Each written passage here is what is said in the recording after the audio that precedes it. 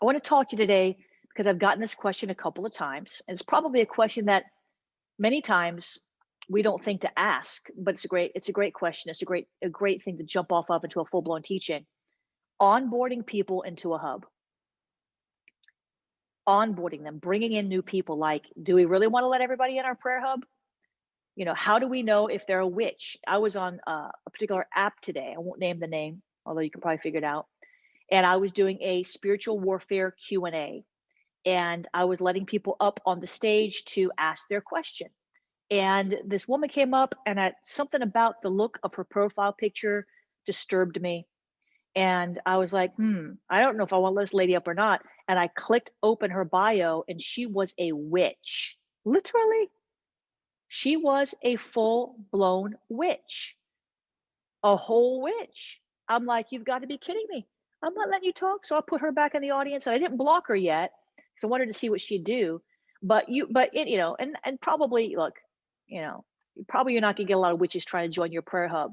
But we do have to, number one, we do have to vet them. So we're talking about bringing new people into our prayer hub because you're dealing with people email you. Maybe they try to join your Facebook group. Vet them. Find out who they are before you bring them in, if you can. For example, you can look at their Facebook profile. If they're a witch, you're going to see that. If they are, really worldly and they got nasty posters and nasty memes and cussing and all that, I wouldn't let them in because they probably don't know what they're getting into, and if they're living and walking in sin, they're going to pollute your prayer hub. You're not. The goal of the prayer hub is not to evangelize, although I'm not saying that you can't. But we are trying to get a pure prayer going. And, sometimes these ones will come in, they don't have good motives. They'll start disrupting your group. They're just assignments of the enemy. And so you have to be discerning about who you let in. And it's not just witches. It's not just worldly people. It could be Mormons. Several of the prayer hub leaders have said, well, the Mormons are trying to get in my group. Well, Mormons don't believe the same as we believe. They believe in another testament of Jesus Christ. They're not Christians, or they'd be called Christians. They're Mormons. And they want to get in to proselytize. They want to get in to spread their error. And they don't know they're in error. They just think it's a cool thing to do. Their motive is right most of the time, but they have been taught to proselytize constantly. And that's what they'll do. They'll start trying to share about Mormonism in your group. Jehovah's Witnesses, false prophets. Or others who have some other kind of agenda. So we don't want to operate in suspicion. But we do want to operate in discernment. So before you let them in, ask them for their Facebook profile, especially if they're trying to get in your Facebook group, it's easy for you to see. Another thing you can do is it's Angela over in South Africa. She actually asks them questions before she lets them in. Now, you don't have to do this, but she does. She asks them where they heard about prayer hubs. And really, it's not like you're interrogating them. You just say, hey, well, how'd you hear about prayer hubs? Because she's trying to understand how they found her. So she understands the ways in which people are finding her prayer hub. If they can't answer that, it's probably an assignment. They should know, well, I saw it on the internet, I heard on a prayer call, I got an email, I saw it on YouTube. You might ask them where they go to church or why they're passionate about prayer. And you know what, if you have a Facebook group, and some of you don't yet because you haven't been in the system long enough, but if you have a Facebook group, you can post these questions before when they go to enter the group. You've seen this. There's a list of questions. You could ask them things like, where do you go to church? What city do you live in? Why do you want to join this group, or something like that. You could ask them questions that would help you get to know a little bit more about them before you let them in. So those are ways to vet. Another way is pray it out. Pray about it. Really pray. You always want to pray about it. You always want to pray. Now, we don't want to get religious, and we want as many people in the prayer hubs who really want to pray as possible. And we know there's going to be a lot of turnover, a lot of churn. But, if you pray about it, Lord, is this person supposed to be with us? And, God might tell you no. Once you let them in, because we want to onboard them properly, you see what I do with you all. We make you banners. We welcome you into the group. Let's celebrate our new prayer hub members. We offer you a super hub leader who can come alongside you and help you start your first couple prayer meetings and answer questions for you. So we create a very welcoming environment when you first come in, right? Because we value you.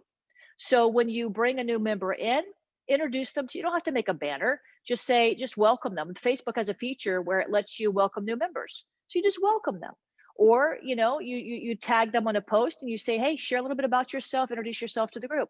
Let them know that you see them, right? Let them know that you see them. Let them know that you see them so they feel welcome when they join your prayer call or your Zoom. Let them know, hey, Susan just joined. Everybody welcome Susan. We're so glad to have Susan. Later on, Susan, we're going to ask you to introduce yourself after our prayer time or whatever. And what you might also want to do, and this is up to you, number 4. So number 1 is vet them. Number 2, pray about it. Number 3, introduce them to the group. Number 4, and this is up to you. This is a recommendation. This is not a law or rule. It's a suggestion. Suggest that their first meeting, they just listen in. Suggest that they just listen in. Now, you don't have to do that. If you feel like they should just go ahead and pray, you've checked them out on Facebook, you see that they're pure, maybe just suggest they listen. That's up to you. You have to pray about that. At some point, you're going to have to activate them to pray. So that can be the first call, or it can be the next broadcast that you do. Activate them to pray. Give them a prayer assignment. One good thing to do is to tell them what to pray about. Here's our agenda. And Susan, I want you to pray about such and such. And Sally, I want you to pray about such and such. And Johnny, I want you to pray about such and such. And you call them up and you tell them what to pray about. Activate them to pray. And then finally, number six, and again, we're talking about how to bring new people into the hub in terms of how to make sure that we have people who are there for the right reasons. Number 6 is monitor them. Be careful. Pay attention to what's going on in the Zoom. You can always boot somebody out of a Zoom. You can always boot somebody out. You can boot somebody out. You can boot somebody out, right? You can kick somebody out of the Facebook group, but watch what they're doing. You have to be careful, especially with the Facebook groups, that you set it up to where your administrator has to approve all posts. You cannot leave it open. If you leave it open, number 1, the disadvantage of leaving that Facebook open where people can just post without you seeing it. Number 1, you might not see it, so therefore you can't respond to it. Therefore, they think you're ignoring them.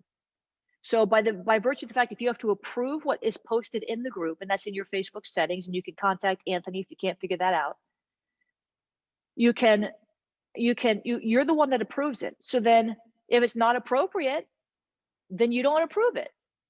And if it's appropriate, you approve it, and then you go immediately and you like it or you comment while it's right there fresh in your mind. So they know that they know that you saw it. Somebody once said that somebody asked for access and they started posting inappropriate things. So you got to kick them out, or you got to not let them post those things in the first place. And sometimes you just have to ban them from the group.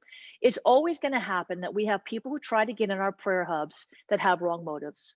It might not happen often, but it's bound to happen eventually. And if you put these practices in place, if you vet them, if you pray about it, if you introduce them to the group, make them feel welcome, if you monitor what they're doing and put in those safeguards, then if they do have wrong motives, you're going to find it, you're going to nip it in the bud, right? And then you're going to keep the purity and the harmony of your prayer group.